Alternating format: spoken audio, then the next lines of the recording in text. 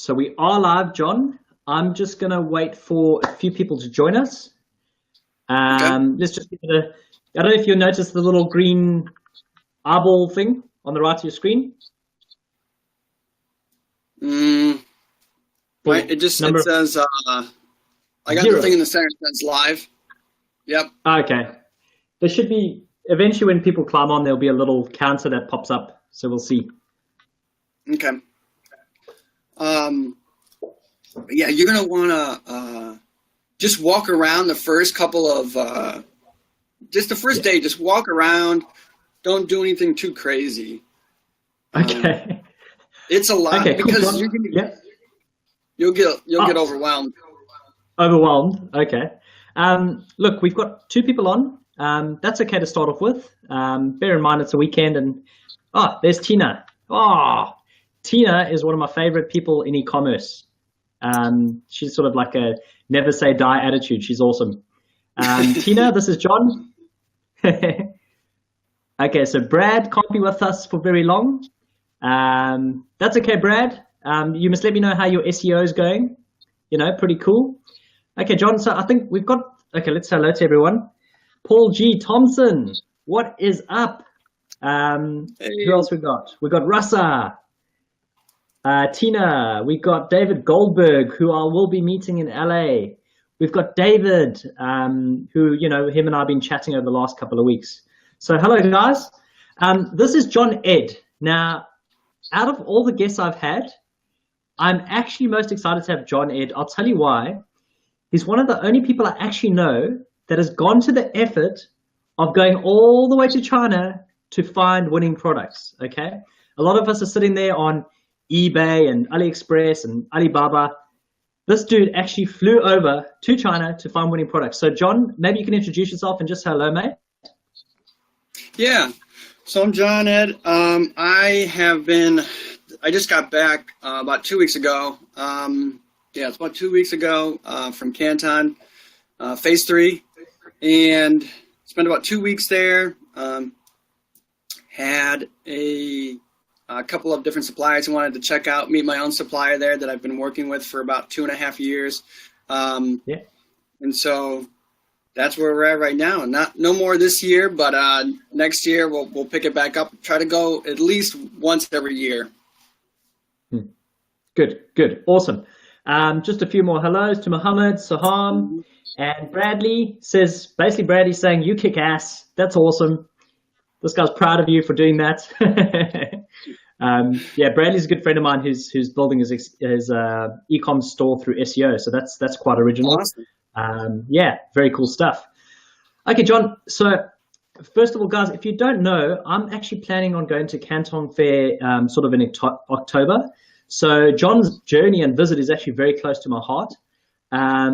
It's not often you get to chat to people like this, that have actually gone to the extent of, doing something original.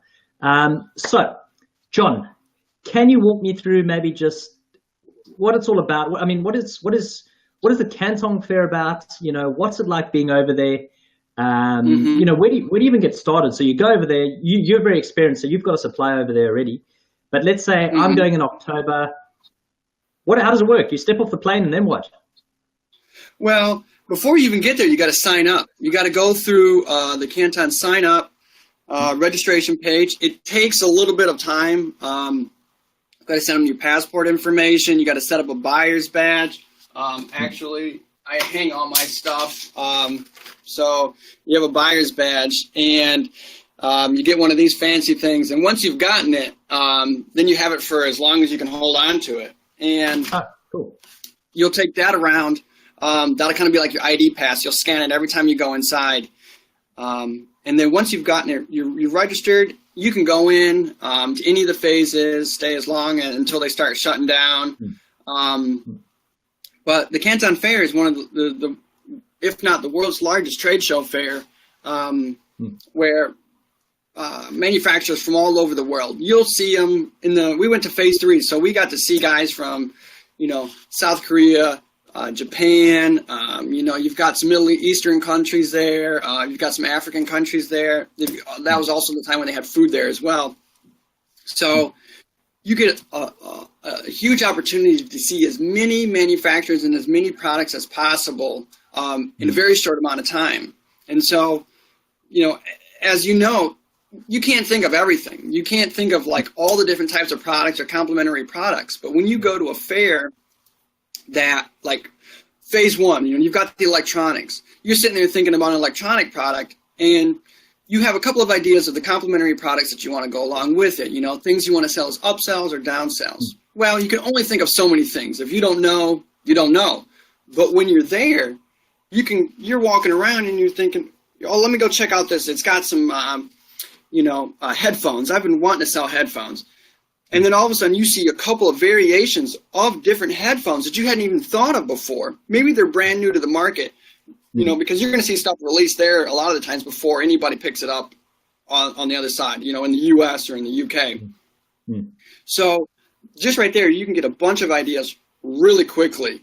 And it's just a lot easier for you to kind of like map out what you want to do when you can see so many of the products that you want right in front of you. And you can ask questions like, hey, how do these headphones work? Are these wireless headphones? Oh, you can take the cord out and you can play with it all right there. Wow. And I mean, let's say you do find a set of, I'm very interested in this, dude, but let's say you find a set of earphones, right? Like these, like almost like the Beat style headphones, right? Yeah. How easy is it to take that to private label? I mean, you found the headphones. How easy is it to negotiate that with the supplier and say, can you private label this for me? Can you just throw my sticker or brand on it? I mean, that's the negotiation process. Yeah. Like super simple. A lot of the times they already expect that. When you walk up there, they already expect at some point that that's what you're there for to do. You're there to put your brand name on it. Maybe you want to make a couple of modifications to it. But you're sitting there right there. A lot of times they'll grab you into the booth. If you're walking around and you're just like, and you make eye contact, they'll grab you and like, hey, come over here. Hey. And they'll start saying different phrases like, hello, hi, how are you? Trying to get your attention. And they'll pull you into the booth. Whatever you do, if you don't, you got to fight the urge to be nice and take their book. Don't take their pamphlet unless you really want to, because what's going to happen is you're going to walk around and at the end of the day, you're going to have about 100 pounds of pamphlets in your hand. Because, I mean, I see guys carrying around duffel bags, and backpacks and wheeling luggage. I'm not carrying around 100 pounds because you got to take that stuff back. I'm not taking that stuff back. So I just politely say, no, thank you. I don't want the pamphlet, because some of them are really heavy. Some of them are like real thick. But it's super easy. You go up there, they've got tables a lot of the time. So I'll walk up there with my supplier, because when I go, I work with a trading company, and all my products go through them because they handle the quality control. They deal with the manufacturers. They'll handle any issues that arise.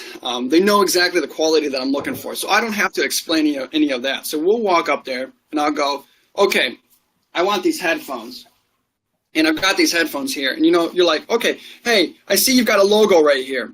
What's the cost for me to put my own logo here? And they'll go, my supplier will talk to whoever is in the booth, and she'll tell them, she'll go, okay, it's going to be, if you want a custom design, the MOQ is 1,000 pieces, and they can make it any size that you want to do. But you have to do at least 1,000 pieces. Okay, well, what about this color? They can change it to whatever color that you want to do. The MOQ is still 1,000 pieces. And so when you're there, you can ask all the questions about everything. So you can see, okay, now what about this thing right here? This is made of rubber. I don't want this to be made of rubber. I want it to be steel, or whatever else, something else. They can talk right there, and they go, okay, yeah, we can do that. The MOQ is going to be higher, and it's going to go from 30 days to 45 days. You go, okay, so what's the price per piece now? And they go, oh, it's going to be $10.60 a piece. And so my supplier, we write all that down. She's taking pictures of it. And then I go, okay, let me see. You're just doing rough numbers in your head, when you're initially there. You've either done your research or not. A lot of times I'll do research on overall categories that I want to go into, because when you go there, you don't know what you're going to see. It could be anything. I didn't know I was going to look at those headphones. But I found the headphones, and now it's like, man, I really like those. It could be an opportunity. You know, maybe you saw something a couple of months before, and it looked like headphones was a good idea. So you're going to check it out. And so you can get all those questions answered there. They're going to give you the business card. Everybody's going to ask you for your business card. And you're going to have a business card when you go there, too. They're going to ask you to give you one of their business cards because if you don't have a buyer's badge already. So the first time you have to give your business card, but everybody's going to ask for your business card. So just prepare for that. What a lot of people do, and I do it myself. I actually don't even do it anymore. I just give them to my supplier. But people make fake business cards because there's so many people that come up to you that you're just like, yeah, here's John Ed Enterprises. There you go. Take this, you know, or whatever you want. But people do that because the suppliers, if you give the supplier your phone number or your email or your WeChat, they're going to call you all the time. I get emails from people I talked 3 years ago to that all I did was say, you know, I sent them a thing one time about a quote. Yeah. So there's all kinds of stuff, but you can get all your questions answered right there. And then you write down the booth number, and you can just go back if you wanted. Let's say you got a couple ideas, you went back and you did some research. You can come back the next day and talk to them and say, you know what, I don't like 1060. I want to do 10. Yeah. And you're sitting there negotiating with them. You can negotiate as much as you want, and then when you can go back, you can still negotiate again. You know, you can keep negotiating. You just got to be careful. You don't want to push people down too low because then they'll meet those requirements, whatever that price target that you're trying to get at, they'll meet it, but they're going to put in lower quality, materials or ingredients in it to meet your target cost. So, but yeah, you can do that. They expect that, and they're going to pull you in wanting immediately. They're going to see you, you know, you look like an American, so they're gonna pull you in. You don't have blonde hair, but if you have blonde hair, they'd pull you right in. So all the Trump lookalikes get pulled straight in, yeah? Oh yeah. Blonde hair, blue eyes, they love you. This is good. Thank you, Estelle. We might as well cover a quick question, if you don't mind, John. Estelle wants to know: is it apparel? Is it just tech? Is there predominantly tech? You know, what sort of stuff can we expect to see there? Oh, there is so much stuff there. So you've got phase one, and in phase one, every phase is broken down by what like product categories. So you've got phase one, you've got electronics. That's got a whole bunch of, not just electronics. You're talking about also home goods. You've got kitchen goods. Phase three, you've got like outdoor, medical, but if you go, there's so many different categories. Like food is in the phase three, but you can find pretty much everything you want. If you want to go to, it depends on what you want, but most of the people are going to go to phase one and phase two because that's predominantly like home goods, which covers 90% of everything, you know. I mean, home goods is so broad. Pet supplies is there in phase two. So you've got, if you go to, the best thing is the actually, believe it or not, is the actual Canton website has the most information. But in phase two, so phase one's got electronics, household, lighting equipment, vehicle spare parts, machinery, hardware, chemical, energy stuff. Phase two, is the home and goods, home decorations. Phase three, textiles, garments, different fabrics, food. They've got office supplies,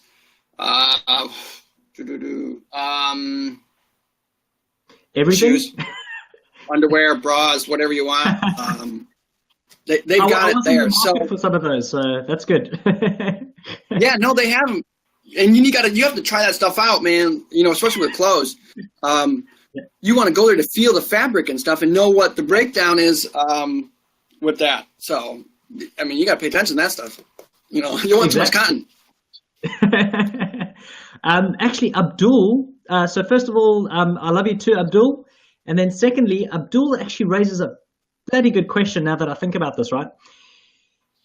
like if you had a technique, right? Let's say like I do a couple of free plus shipping offers to build up the trust with my cold traffic. How do you go about sourcing? Do you just look at the smaller items there for free plus shipping? I mean, if you were specifically there to target free plus shipping items, how would you go about that? Or, give me some info there. So at Canton, you can do that. I would probably say phase 2 is probably going to be your best bet for that, because that's going to have a wide variety of different free plus shipping products, and it's like the home and goods section. So you're going to want to do phase 2. Phase 1, you could probably, it depends on what your budget is for the free plus shipping stuff. Because some of the electronic stuff is going to be expensive. And the electronics might require you to have some certifications to import them. So, but phase 2 is probably going to be your best bet for getting any of that stuff. And you can, that's the beauty of it, is that, so if you know what kind of category that you're going to go into, in home and goods, then you're going to head right there. And see it, and then you can see, let's say like some of the stuff you're looking at, like, let's say your free plus shipping is kitchen, and you're looking at different types, let's say like kids silverware, right? And they're going to have a bunch of that stuff there, and you're just going to go and walk around and see all the different variety of stuff that they have. You're going to want to take pictures, so whatever you do before you go, delete all the pictures in your phone, delete all those, no Flappy Bird, no Pokemon Go, no, whatever, Mario, delete all that stuff, because you need a lot of room to put all the pictures in your phone, or you can take them and upload them to some, web cloud service or Google or whatever, but you're going to take a lot of photos, because you're going to want to have a lot of that stuff for when you're looking at it later. And you can look at a lot of that stuff and write down any of that free plus shipping stuff down there. They're going to have a lot of it. A lot of it is going to be small stuff. There's going to be some heavy stuff, but the heavy stuff is like phase 3. So just do phase 2, because they're going to have gifts. Gifts is like a huge thing. That's free plus shipping stuff with gifts. Any U.S. holidays, U.K. holidays, stuff like that. That's all going to be there. Okay, I'm just going to quickly, Anindya, I'm so sorry if we've never actually, sort of chatted, and I hope I didn't, bust up your name there. But this is a good friend of mine, John Ed. Now, John Ed is actually, because I think some of the people joined a bit late, John. But John Ed is like pretty much one of the few e-commerce people that have actually bothered to get out their comfort zone, travel all the way to China, to the Canton Fair, to find very interesting products, right? And he's going to be taking us through sort of the supplier process, what you need to know when you get there. And something, John, you actually mentioned a bit earlier. For the more novice guys, because, man, I've got multiple suppliers in China. I don't have one sort of main supplier. And I don't think my supplier is going to come along with me to the fair. What do I do? Do I take a translator? What do I do? You don't necessarily have to have a translator, because some of them will speak English. That's going to vary based on per booth. I would say, though, phase 2 and phase 1, you know what phase you're going to go to?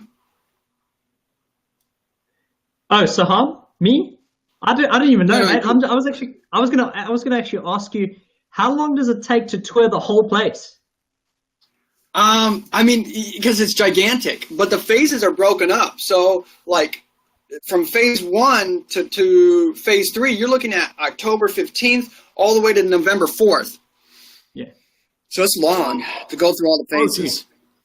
Okay. So it's going to be whatever one that you want to go to, but I would say like the phase 1 and the phase 2, they're going to speak a lot better English than like typically phase 3, just because phase 3 isn't as popular, as the other ones. Unless you're really into apparel and some of those categories, there's not that many people in phase 3 compared to the other phases. Okay. So you don't necessarily need a translator. Just be ready that you might have some communication issues, and you're just going to have to use very basic English. Okay, cool. Don't need a T-shirt with the different symbols on it. Kitchenware. I mean, you could. That guy had a great idea, but I don't think that's going to help you in figuring out what's your MOQ and does this have lead in it? So. Just by the way, Bradley says you're rocking the nerdy shades, which I agree, dude. I've actually got some nerdy shades coming my way, and I'm not going to look as cool as you, that's for sure. Okay, I just got these. What's that? I just got these glasses just yesterday. Man, looking good, dude. You really are rocking them. Jeff, I'm going to go to your question. Okay, dropped in a little late. What's phase 1 to 4? Hey, Jeff. So, John Ed has just taken us through that quickly. Basically, at the Canton Fair, you get different phases of. Actually, John, can you explain it, mate? Yeah. So there's three phases, and each phase is going to have a different category of types of products that you want to look at. And so it just depends on, some people only go for one phase, some people go for two or all three. I typically, when I travel to China, I try to go as long as possible just because you're sitting in a plane. Well, for me anyways, it's an 18 to 20 hour flight. Depends if I have any layovers or anything. So I try to make the most out of it. So you can go, phase 1's going to have, your electronics. Phase 2 is going to have your home goods, gifts. And then phase 3, you've got outdoors, apparel, shoes, stuff like that. So you're going to choose the phase based on whatever your interest is. And then if you can, stick around for the next phase just to see if you got any ideas or anything like that. It's always, you're going to find so many stuff there. You're going to want to stick around. Okay, awesome, dude. Awesome. I'm gonna give you a call before I go and just get your best advice, mate. So Saham, right? This is for you, Jono. Have you noticed trends starting from China, Asia, before they spread to the West? Like I'm sure you must have seen the charcoal black mask where you peel away the pimples. If so, is it possible to pick up on such trends during these trade shows? So that's what happens, John. Well, what I've noticed is that people like in the US, UK, whatever, they generally catch on when the trend is midway or when it's actually starting to fall. They still make good money, but they're at the tail end of, I was doing huge numbers just on the tail end of a product. But what are you noticing there? Yeah, no, definitely. You can see a lot of trends they'll start there, and sometimes you won't even know that. That's the crazy thing about trends. You don't know whether something's going to go viral or anything like that until it starts happening. Like those fidget spinners. Those were over there already months and months ago before they got crazy.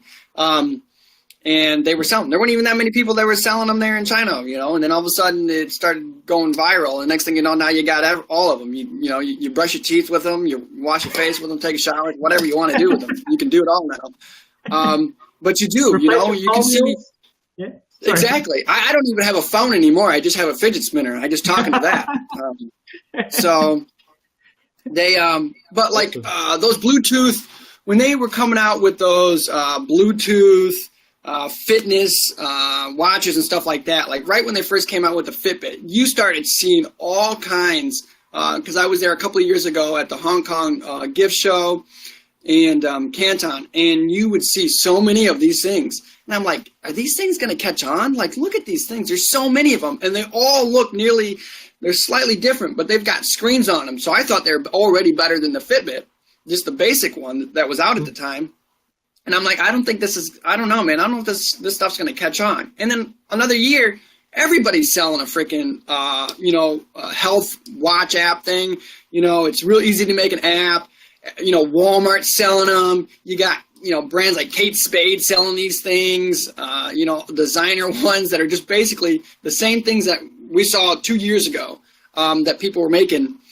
And I didn't think anything of it. I was like, are these things going to catch on? Who's going to want to buy a cheap, like, Fitbit that just has like a little digital display on it? Like, really?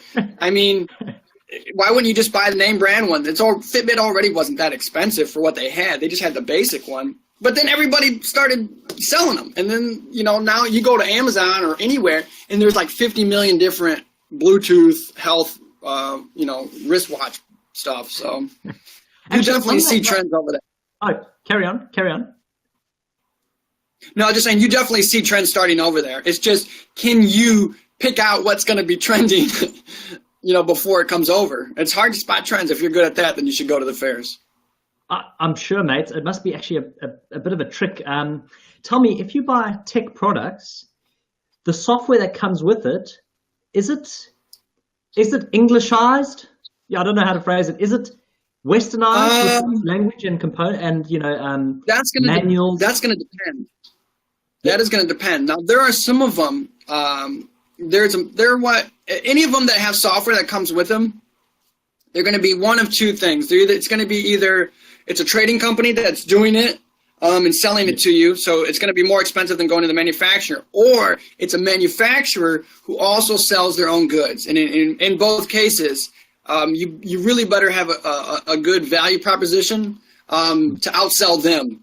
Like that. It would be like if you're going to go buy stuff from Anchor, they're getting to be pretty huge now, and if you were buying a watch that had an app that went along with it, because I've seen watches that say, hey, we have our own mobile health fitness app. It comes when you buy for everyone. It's $10 per piece, MOQ 500, and it has the own app. And so you can work with them to change the app. The English is going to be however they've got it translated. So it's going to be up to you whether you like it like that or not.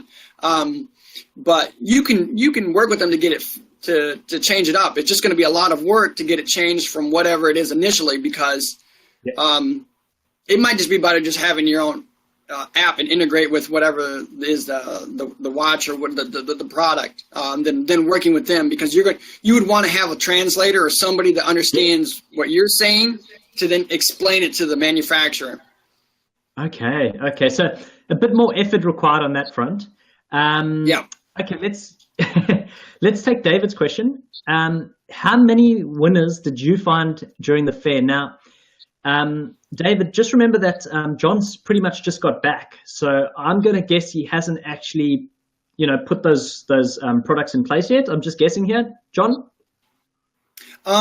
So I've got a couple of that I'd already been sourcing for a couple of months, and I had gotten samples, and I had decided I kind of already evaluated them. That's what I wanted to do, because I also sell them on a bunch of different platforms. I've got Wally World, Walmart, Etsy, eBay, Amazon, and my own website. And so I kind of evaluate them before I go over there, and I can test them whether I'm going to want to add something to the website or to Amazon or not. And so I do that. And then winners is subjective because you don't know. A winner to you might be a loser to me, and vice versa. I could say, $500 a month net profit's a winner, and then somebody else comes up and says $500, that's a loser. I want $5,000 net a month. So you don't know. It's a subjective whether something's a winner or a loser. It depends. Something's a winner if you're making more money than you're losing, in my mind. And you just have to make a determination of if you're going to go with a product, is it worth your time to do it? If something makes you $500 a month and doesn't take a lot of your time and you've already got it established, then just keep doing it, and just keep finding the next one. It's, if you find 10 products that make you $500 a month, that's $5,000, And so just keep doing it that way, as opposed to trying to go for the home run, the thing that makes $5,000 a month, because that's going to have more competition. So if you get competition in one of your 10 products that you have, and it goes down to maybe 300, you're only making 300 instead of 500, that's fine. You're still making $4,700 on the rest of the stuff, so it doesn't matter. It's okay. Or, well, 1,500. John really raises a good point, guys, because that's why I failed when I first got into e-commerce so much, is because I was seeing these huge numbers, right? I was seeing guys doing 30K days and 40K days and, even 100K days.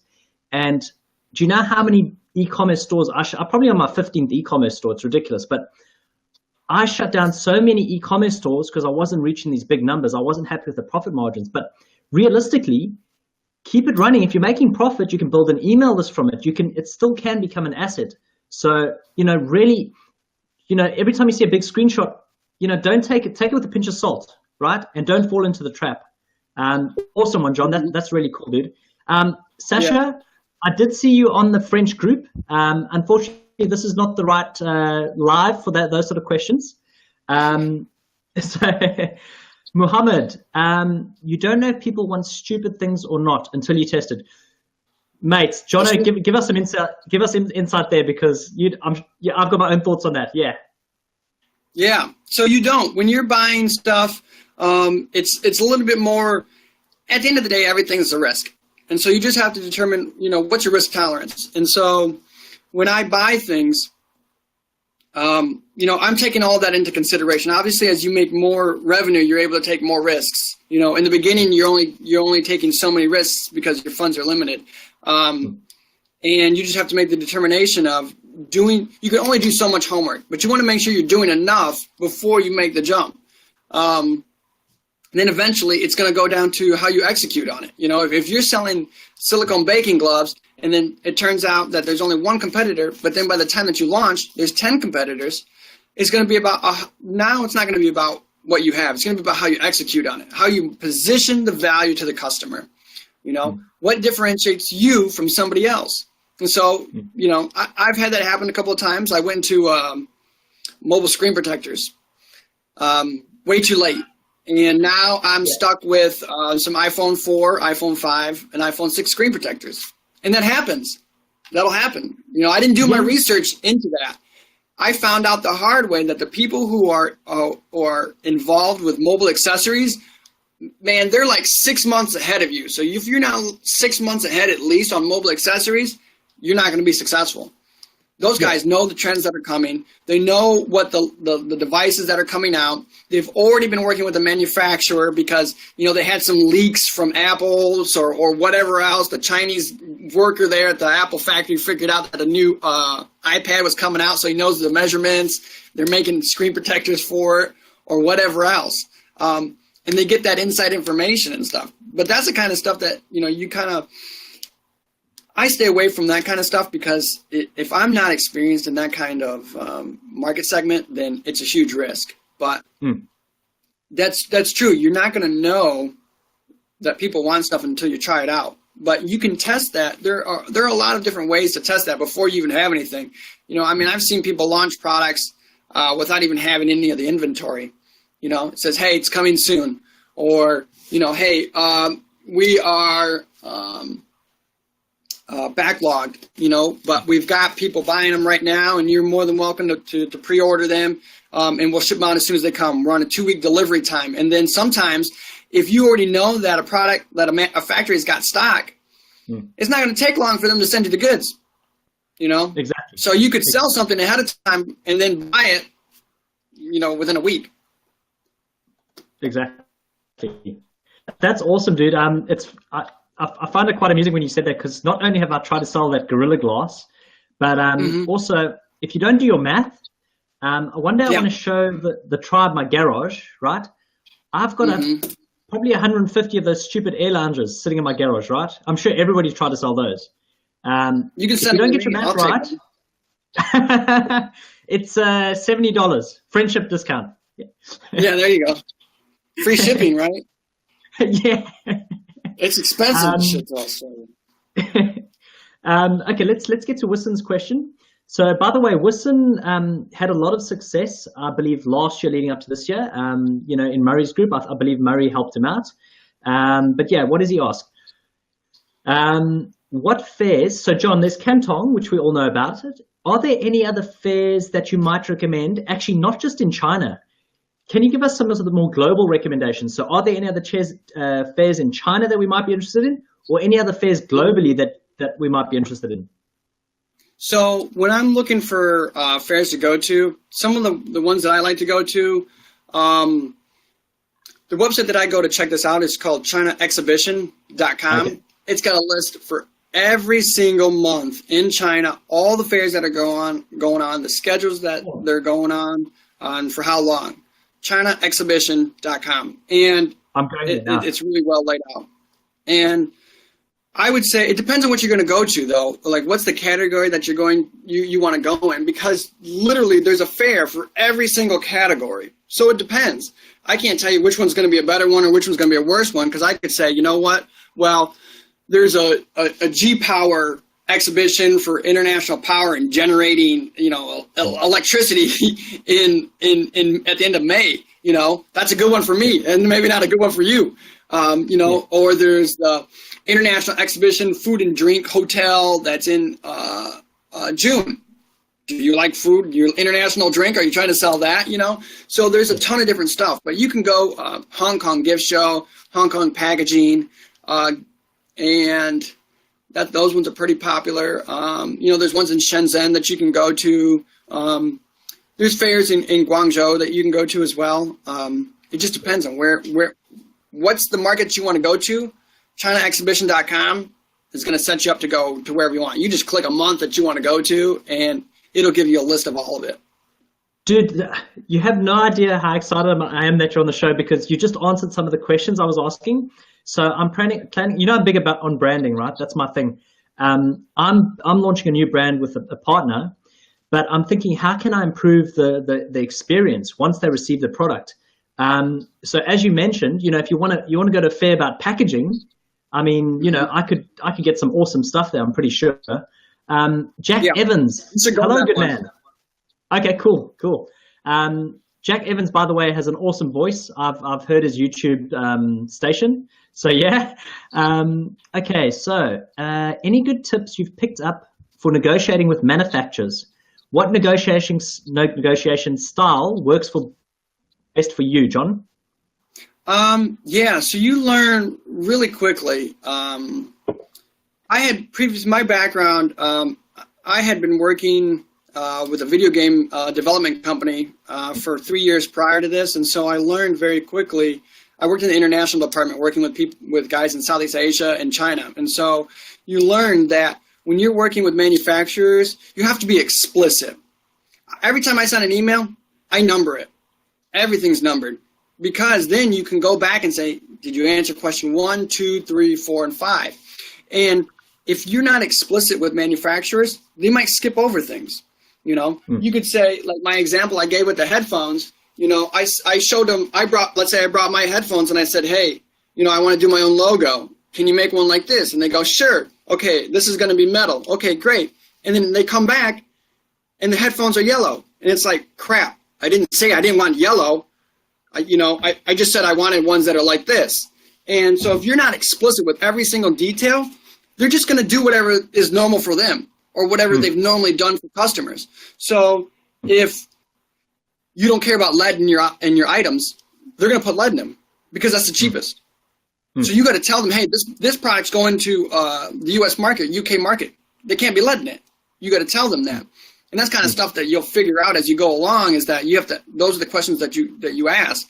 And so I work with my own supplier, and so I don't really negotiate too much anymore, other than when manufacturers come back and they say, usually they see somebody from America and think that we're going to pay we always make fun of it and say they're going to give us the American prices, which is always like 10 times higher than what the real price is, because they think we got money because we're from America. So, I would go to booths and they would say, oh, you want to buy those shoes? It's $20 per piece. $20 per piece? Are you kidding me? The guy right next to you said $5. And she's like, no. This is good material. And I'm like, that's what the last guy said. Okay, look, I go to look at my supplier, like they either need to come down or we're going to go to somebody else, because there's 10 people after her that are selling the same thing. $20 per shoe is ridiculous. So, that's how I'll start off with them. It's like, let's find out the price and try to gauge whatever the initial information is that they give you. That's kind of where you can figure out whether it's going to be a good relationship. If you come up to somebody and ask them, hey, you start asking them questions about the products, and they give you some ridiculous numbers or some ridiculous MOQs, like 20,000 MOQ, $10 a piece, and you've done your research, and everybody else is giving you an MOQ of 1,000, and the price per piece is like $1. They're trying to rip you off, and that's not somebody you want to be in business with. You want somebody who's going to be working with you, because when you're in a business relationship with these guys, you want to build a long-term relationship with them, ideally. And So if you've got somebody right off the bat who wants to just make money off of you, you don't want them. Just go with somebody else. And so I try to feel out in my initial discussions with manufacturers, what do they think about me? How do they respond to me asking questions? Because I'll go up there and ask a lot of questions. I'm going to ask them, like, what's the material that's made in this? If this is some kind of alloy, what is this? Is zinc alloy? What's the makeup of it? Is there lead? What kind of plastic is this made out of? BPA free. What's the lead time? If I said I needed 10,000 pieces, how long does it take to make that? Can you do custom packaging, or do I need to send it to another manufacturer to get the custom packaging? And so if they respond pretty well to all that stuff and the price is right, then we put them on a short list, and then we start going down from there of where we want to go. And you can get samples there too. So when I went there, I told a couple of them, I said, hey, I want that item right there that's hanging on that rack. How do I get that? And they're like, oh, yeah, we'll make a sample for you. We can do that. And so it depends on how good you are at talking to people. Sometimes they'll give you free samples. Sometimes they'll charge you for them. So it just depends on how good you are at negotiating. But I got some free samples for some stuff. I was interested in a couple of items, and I said, I want those samples right there. I'll be back in 3 days to pick them up. Can you get them in 3 days? And if they're eager, then I like to work with those kinds of people. So I got some samples 3 days later, and we're working together right now on a couple of different items, and possibly we'll extend the line out a little bit longer and get a couple of more items with them. We're going to see how it goes. Awesome, dude. Wow. Around negotiating, let's say you walk in there, they say 1,000 MOQ, right? So guys, minimum order quantity for anybody that's new to it. What do you think is the sort of percentage or like volume you can take off of that? What's the natural sort of thing? Can you say then straight away go down to like 500 MOQ? Or, did they really buffer it quite a bit? Oh, at can time, there'll be a lot of times they're going to buffer that stuff. They're going to go over there and try to give you their 10-pound booklet of all the whatever they have to sell. And then they're going to say, yeah, it's 10,000 MOQ. And then you're going to be like, okay, thank you for the American prices. But what's the real MOQ? So how about 1,000? And then you just got to say it with a straight face, because I've done that before where, we were looking at some goods that you got to buy a lot of, like you're buying shoelaces, and she comes up there and says 100,000 MOQ per color for shoelaces. And previously 10,000 is what you were told, but you don't want to do 10,000. I'll just go 5,000. And stare at her. 5,000. And she'll look, sometimes they'll like turn their head at you.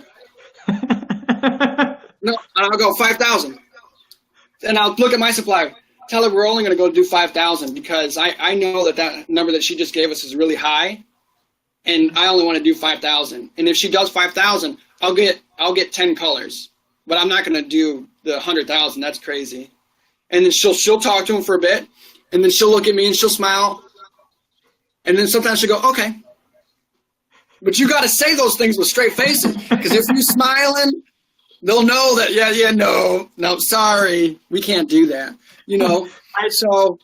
I don't do resting e-commerce face. I'm really bad at it, so I'm going to get screwed. Oh, you got to practice. Yeah, I'm going to practice.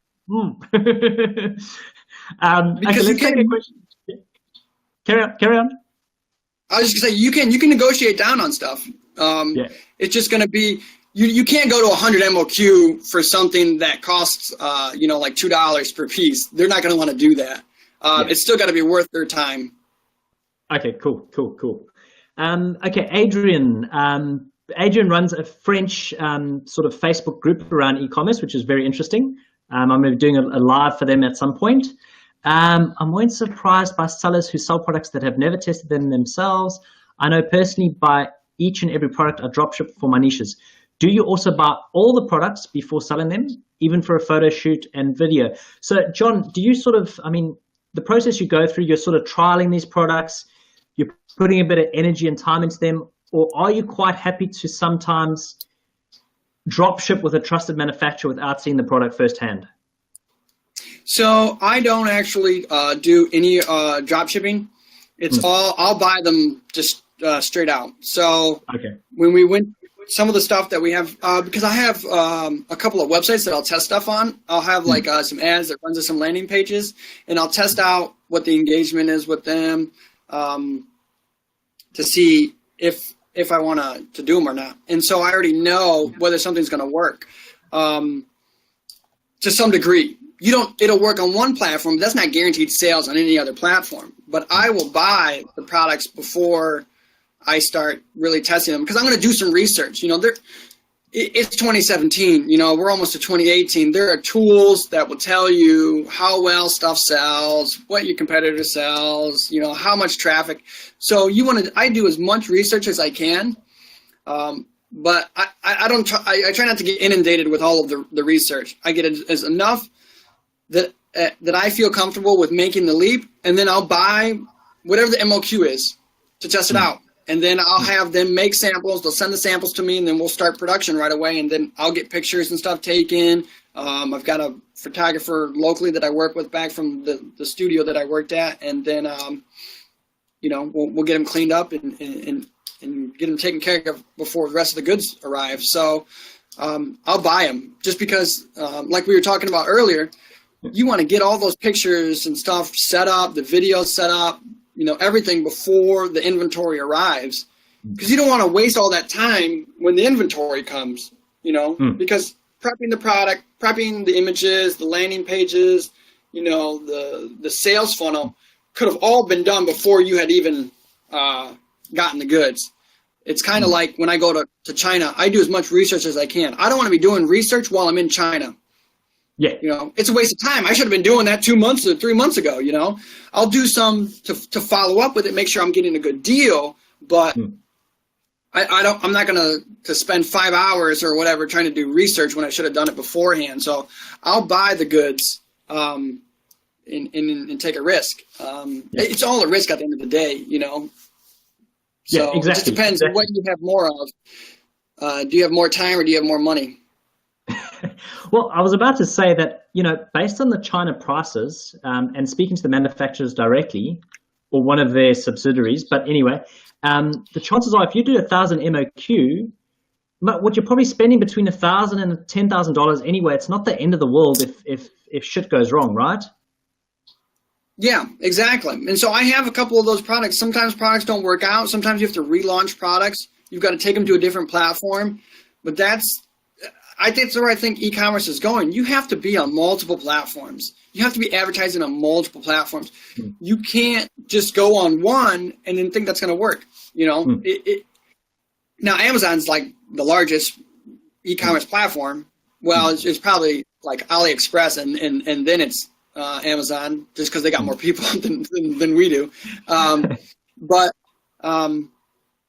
that's if it can work there, then you can get it to work in other places. But you got to diversify for sure. And so that's it. If I spend, you know, for me, if I spend a couple of grand and it doesn't work out, you know, it's not the end of the world. I'll still try to offload it to somebody else, you know, liquidate it to something, and then it's a lesson. You know, I don't think anything's a failure if you learn something from it. It's just a lesson then. You didn't fail. It's only a failure if you didn't learn anything from it. Yeah. Well, and let's put it this way. Sometimes some of us have. No, carry on. I know, just go. You go. I was just going to say, you know, it's just if sometimes, you know, your lessons might be more expensive than, you know, the previous ones, but you try to keep your tuition down every year, you know. Well, I was going to say, I think when people start e-commerce, they need to expect a lot of lessons, right? Yeah. You can't stop. That's the question. If you had one failure, do you stop? Okay, what about 2 failures? What about 3 failures? What about 4? 5? Exactly. When I was in China, I asked a young guy the same thing. We were at Amazon e-commerce meetup there in Hong Kong, and I asked him that, and I said, what about 10 times? Do you stop? If you stop 10-time failure after failing 10 times, the e-commerce is not for you. Exactly. That business is not for you then, because you're going to fail a lot in business over and over and over again. If you can't handle failure or learning lessons, then it's not for you. Exactly. Thank you, mate. You actually just gave me inspiration for my next Facebook post, which is going to be something along the lines of, in e-commerce, what's the formula for failing? It's going to be like, take the previous number and add 1. It's just a continuous loop. Exactly. Even when you become successful, man, it doesn't mean that the failing stops. Now the failing is probably on a bigger level. That's all. So that's very cool. I still fail. I learn lessons every day. Exactly. You just have to. Thank you, mate. You control them. Try to minimize the amount of lessons that you're learning. Okay, so let me check what I got here for you. Have you got tips for us on? So yes, we talked about negotiation a bit earlier, but are there any sort of pro tips on actually building a relationship with suppliers in China? What's the trick? What's the courtesy? Or maybe there's Chinese customs that you have to follow in order to get in good with these guys? There's not necessarily like a magic recipe for building relationships. It's kind of just in China, in Asia in general, is they're always about saving face. They don't like to make mistakes. They don't like to let people down. And so they generally, when you have issues, they're not very, they don't want to talk about them directly. And so that's something that I learned with dealing with at the studio, is that a lot of times, if you made a mistake, but then they rectified it, you're not going to sit there and talk about how they made a mistake over and over and over again, or like, hey, this crap better not ever happen again, blah, blah, blah. You kind of just talk about it, in a polite manner, and then just say, I can't afford to have that happen again. And so, you just have to be very aware of how you're speaking. You can't get crazy because you lost money, but you lost money because you weren't explicit. I've had that before where I sent diagrams of the product, exactly what I wanted, and I was like, yeah, it's got to be 12 inches. And then it turns out that the product had, it's the tip of the pen, it was 12 inches up to here, but then they went 12 inches to the top. And so actually the pen was shorter than it needed to be. And I bought 10,000 pens. And so that's a huge problem. I didn't want, a 10-inch pen. I wanted a 12-inch pen. And so when that happens, you can't get upset. It's not their fault that you weren't explicit. And so, but it's a learning lesson. And so when you're talking with them, you have to be as polite as possible, and you have to realize that it's a two-way street when you're building a relationship with these guys. Yeah. And it's huge when you go over there. When you go over there to meet them, it's like, okay, you're serious now. They know who you are. You're sitting there talking. You're building a relationship. I go out to eat with my suppliers. We went to probably 3 or 4 times. We went out to dinner together. Well, we were with each other every day, so we were always eating out with each other. But, we'd go out to eat at nighttime and hang out with them because they're your friends, too. I've been working with my suppliers for 2.5, 3 years now. So we're great friends. We're messaging on WeChat all the time, and we send each other gifts. So it's great, and that's, you want to have a friendship, business relationship with your people. And that's the benefit of going there, is that you can meet them face to face and build that relationship. But there's no easy way. How do you build a relationship? It's a two-way street. You got to have a lot of patience. You have to also realize that there's a language barrier. So if you say something and they don't understand what you're saying, you can't get upset. Yeah. That's not anybody's fault. If anything, it's your fault because you're not speaking their language, and they're the ones that are making the product. So, you just have to use, if you're talking with somebody who has a limited vocabulary, you just have to keep it down to a basic level to where you're explicit and concise. Yeah. You're not sitting there, with trying to show off how big of a vocabulary that you have. That's not going to do anybody good if they don't understand what you want. So the more serious you are, they're going to charge you for stuff in the beginning. Like I used to get charged whatever the sample cost was plus like $30 or $40 to get it delivered by DHL. Now they just send me samples. I buy stuff regularly with them. They don't charge me anything. I just say, hey, when's the sample coming? And then they're like, oh yeah, you should have it today. Okay, great. Wow, dude, that's pretty impressive. But there's a couple of key things you mentioned there, and I'm also going to read David's quote out there.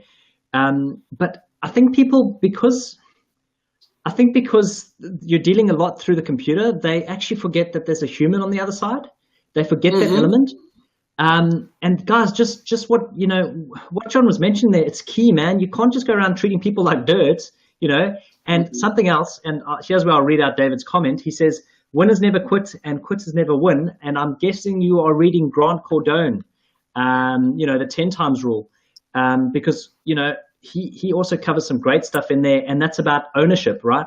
You can never, basically what he's saying is, you can never, ever, ever blame someone else for problems in your life. So if the supplier stuffs it up, it is your fault. There's a high chance it is your fault that you didn't set expectations correctly, or delivery times, or specifications, or packaging, or something of that nature. So take the ownership there, yeah? Okay, Jono, how do you handle quality issues or broken items sent to you or your customers? So a lot of that, with the benefit of having a long-term relationship with your supplier, your manufacturer, building a good business relationship with them, is that you can work that stuff out in the beginning and say you can either have a third-party inspection service, inspect the goods like halfway through. So let's say you're ordering 10,000 pieces. At 5,000 pieces or 1,000 pieces, you start an inspection service and say, we want to see where it's at. You have a third-party inspection service that comes over and validates everything. With my supplier, it's a little bit differently, where what we do is they inspect the goods. They have their own process for inspecting the goods. They'll check out the factory, make sure the initial setup, everything's good to go. They'll check the samples that come from them and see if there's going to be any quality issues or not. And then in addition to that, I get an additional 3% on top of whatever I buy to replace any goods that are broken. And so that stuff gets sent to me in the order. So if I'm ordering 100 pieces, then I'm going to get 3 extra pieces to cover any broken pieces that were in shipping or quality issues or whatever else. Because I don't like to wait to fix issues. So it's likely that there might be some quality issues to some degree. I mean, even Apple has issues. I mean, how many times you got to go to Facebook and somebody bought a brand new iPhone 8 and it's already bricked, that's going to happen. There's quality issues with everything. You just have to have a process for dealing with them. And so as long as you can set that process up, and that goes back to being explicit with your manufacturer, you want to have all of those things discussed ahead. How do we handle quality issues? Do you have your own inspection service? Or maybe it's a complex product and you want to hire a third-party inspection service because it's a new relationship. And you're not necessarily saying we don't trust you. We just want to have a second opinion on it. Okay. Whoa, dude, you actually blew me away there. That was awesome. I do want to ask you one more thing. Because now that we're talking about sourcing our own products, and keeping stock of the stuff, do you have a fulfillment center that you use? Do you do partial local storage in your own facilities? What's your method? So I actually have a team here. I've got 3 employees, and we have, because we also have websites, and so we do fulfillment through the websites. We have our own storage here, and there are some places where I have other goods stored at. So if they're going to be shipping out stuff to Walmart or eBay or Etsy customers or Amazon customers, then they handle the shipping and the prepping there. And then we handle like the website stuff, shipping. So it just depends on whatever it is. But there are some third-party fulfillment companies that you can go to. You just got to vet those out and find out whatever price ranges that you're most comfortable with. Okay, and are you USA primarily, John, or do you do? Yes. Okay, cool. I'm actually just speaking to a friend of mine who owns a bit of a fulfillment warehouse, or fulfillment software and warehousing and everything like that. So I'm trying to figure out how the hell I get products, because I don't know if you know me, but I love, I don't know if you know my targeting, the international targeting, but I love to target everyone else except for the USA, because my CPMs are just ridiculously low, and that's just my thing. So I'm trying to figure out how at the moment I can actually get these products possibly warehoused in the USA, because I don't want to have fulfillment centers in every country. I'm not Amazon, for goodness sake, but I'm trying to figure out how I can get a fulfillment center maybe in Australia, maybe in the USA, that distribution back out again. But yeah, anyway, that's for me to figure out. Yeah. I'm so tempted to ask you, because you look like a bit of a mad scientist, which is awesome. What are the chances of you telling us about your whiteboard there, John? Yeah, so this whiteboard, I don't know how well you can see it. Let's see there. That whiteboard, there we go, is kind of like my sales process that I have for my sales funnel breakdown. I was just talking with actually one of my other employees about it, explaining to them when they have any customers ask questions or anything like that, I can kind of explain to them why they saw those pop-ups and those offers. Those are actually part of the pre-sale or the post-sale offers, and there's upsells and downsells, and then a thank you page offer. And so this is just like, a basic strategy where you have whatever your ad is. This one in particular was a video ad, and I had it at targeting for people who watch 50, 75, 95, and then I'm retargeting them based on whatever it is that they watched. And then, you have like your pre-sale, and then you've got, your kind of like if you send them to a category page or not, or you can just send them to your product page is what people typically do. And then you're just retargeting at every stage. Then they get to the cart. Same thing, retargeting. Finally, they get to the checkout, and then the upsell, 1, 2, and a downsell. So, up, down is my strategy, and then we just go from there. And you're retargeting at every stage. Yeah. So that's just kind of my process, and then those in detail. Awesome, dude. Okay, John, is there anything you want to share with us before we disappear? Any last final things that you might want to let us know? Any magic? I would say for sure, check out ChinaExhibition.com if you're going to be serious about going to China, and then plan it out. Try to go as long as you can. When you go to the fair, it's going to be so crazy. There's going to be tons of people. You're going to have to watch where you're walking all the time, because people walking around with luggage bags, they're going to trip you over with their things because, they're going around crazy. But it's worth it to make the investment. You can actually find really cheap ways to go. I mean, for $500 for me to go round trip to China and back from the U.S., you just have to find those deals. Those deals are out there, and if you can, look into points for credit cards. There are a lot of ways to get points, travel points, and if you can take advantage of credit cards, if you're already going to be spending money, which is what we do, so we got to buy shipping, we've got to buy products and stuff like that. We'll put it on the credit cards, pay the credit cards off, and we get points. And then we use the points to fly, use the points to stay at the hotels. Okay. So just try to take advantage of any resources that you can when you're going. Travel light, unless you want to carry like 2 giant bags of stuff. I don't like going through the airport checkout, so I try to go as light as possible. And then whatever you do, just don't pick up every single product catalog when you go there. You're going to walk away every day with like 100 pounds. Unless you carry one of those wheeling duffel bag things, which I see people do. They've got the carry-on luggage, and they're putting the product catalogs in them, and the thing's heavy as hell, and it's just too much. I only took 10 pounds back this time. I couldn't take any more. Because if somebody tries to hand you a product catalog, just say, you can look through it if you want to, and give it back to them if you're not really serious. Otherwise, you're going to have a bunch. Awesome. And take business cards with you. Okay, cool. Business cards. John, I won't lie. That was like one of my favorite interviews so far, dude. It was really fun and interesting. It's very different to what everybody's seeing. So I can't thank you enough, mate. Yeah, no, seriously, I can't thank you enough. And July's coming up for you. The newborn's coming. I wish you all the best with that. Thanks. And yeah, mate, thank you again. I will bring you on at some point later this year. Trust me. I want to have you back. Sure. Awesome, dude. Thank you. Thank you so much. Jono, are you going to say goodbye? Yeah, I was waiting. The screen froze. Okay. Okay, cool, bro. See you guys. Okay, cheers, man. Ciao. Bye. Cheers.